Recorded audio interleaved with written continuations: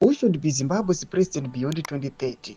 Sanabena mashoko pasurvey yatona yaichikirwa oni vakomana veHard Talk Zimbabwe panapa vachibvunza vagari vese munyika yeZimbabwe kuti aiwa kurumboti tirimo the ruling party ZANU-PF tikati anofanira kuhedha kana kutungamirira nyika yeZimbabwe kusvika kuna 2030 ndiani notibva wasubscribe like out on the bell icon. Tona their survey iri kubuda panapa paX handle yavo yamuri kuona panonyora chiti who should be the Zimbabwe's president beyond 2030.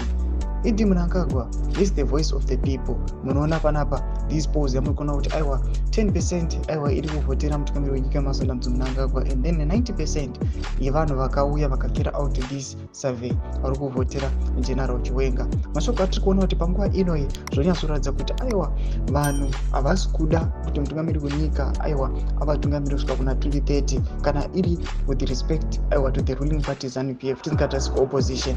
People vari kuona generally vachimobiliza nhau dzekustopa kwecorruption nezvigananda. Panguva inoyi vanhu vari kusaidhira General Chiwenga. Tona kuti macomments vanhu vopindawo vachitaura vachiexpressawo mafungiro vachiti hatichade ZANU.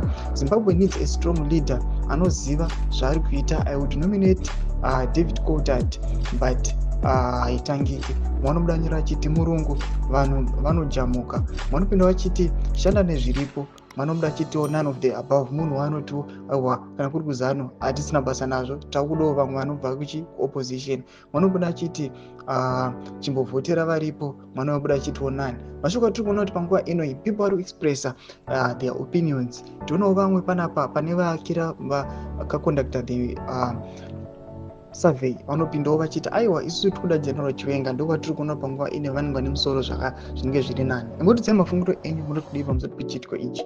Pindai comment section medu mutidze mafungiro enyu. Subscribe like channel